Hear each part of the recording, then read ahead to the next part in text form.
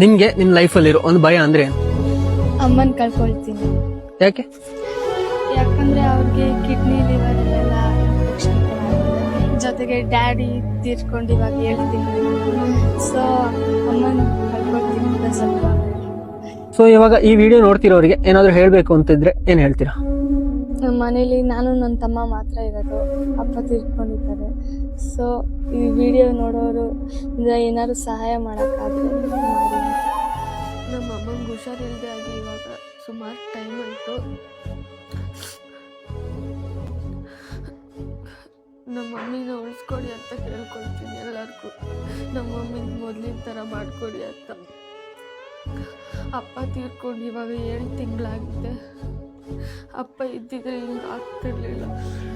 ನನಗೆ ಮಧ್ಯರಾತ್ರಿ ಎಲ್ಲ ಚೆಸ್ಟ್ ಪೇನ್ ಎಲ್ಲ ಬಂದ್ಬಿಡುತ್ತೆ. ನನ್ನನ್ನು ಆಸ್ಪತ್ರೆಗೆ ಕರ್ಕೊಂಡು ಹೋಗೋಕ್ಕೂ ಯಾರು ಇರಲ್ಲ. ಮಕ್ಕಳು ತುಂಬ ಭಯ ಪಡ್ತಾರೆ ರಾತ್ರಿ ಎಲ್ಲ ಮನೇಲಿ. ಸ್ಕೂಲಿಗೆ ಹೋಗೋಕ್ಕೂ ಭಯ ಪಡ್ತಾರೆ ಮಕ್ಕಳು. ಅಮ್ಮ ನಿನ್ನ ಬಿಟ್ಟು ಹೋಗಲ್ಲ ನಾವು ಅಂತ ಸಣ್ಣ ಪುಟ್ಟ ಆ್ಯಕ್ಟಿಂಗ್ ಮಾಡಿ 300, 400, 500 ಅಂತ ತಂದು ಕೊಡ್ತಾರೆ. ಪಾಪ 1 ರೂಪಾಯಿನ ಅವ್ರಿಗೆ ತಗೊಳ್ಳಲ್ಲ ಅವರು.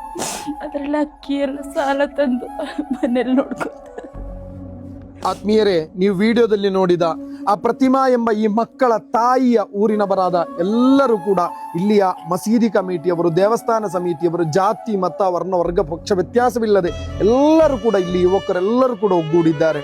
ಅತ್ಯಂತ ಜೆನ್ಯೂನ್ ಒಂದು ವಿಷಯವಾಗಿದೆ. ಯಾವುದೇ ಫೇಕ್ಗಳಲ್ಲಿ ಇಲ್ಲ.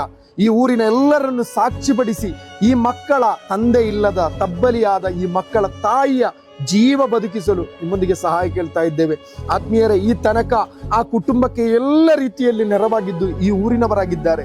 ಆದರೆ 22 ಲಕ್ಷ ಎಂಬ ಆಸ್ಪತ್ರೆಯ ದಾಖಲಾತಿಯಾಗಿದೆ. ಇಷ್ಟೊಂದು ದೊಡ್ಡ ಮೊತ್ತ ಆ ಕುಟುಂಬಕ್ಕೋ ಈ ಊರಿನವರಿಗೋ ಜಮಾಯಿಸಲು ಸಾಧ್ಯವಿಲ್ಲ. ಬಡವರಾಗಿದ್ದಾರೆ. ಕುಗ್ರಾಮವಾಗಿದೆ ಮಡಿಕೇರಿಯ ಬೋಯಿಕೇರಿಯಲ್ಲಿರುವಂತಹ ಈ ಊರಿನವರು. ಇವರ ಕೈಯಲ್ಲಾಗಿ ನಿಮ್ಮ ಕೈಯಲ್ಲಾಗುವ ಸಹಾಯ ಹಸ್ತ ನೀಡಿ ಆ ಸಹೋದರಿಯನ್ನು ಜೀವನಕ್ಕೆ ಮರಳಿ ತರಲು ನೀವೆಲ್ಲರೂ ನಮ್ಮೊಂದಿಗೆ ಸಹಕರಿಸಬೇಕು ಎಂದು ಈ ಊರನ್ನು ಸಾಕ್ಷಿಪಡಿಸಿ ನಿಮ್ಮ ಮುಂದೆ ಸಹಾಯ ಕೇಳುತ್ತಾ ಮಾತುಗಳಿಗೆ ವಿರಾಮ. ಜೈ ಹಿಂದ್, ಜೈ ಕರ್ನಾಟಕ. ಅಸ್ಸಲಾಮು ಅಲೈಕುಂ, ನಮಸ್ಕಾರ.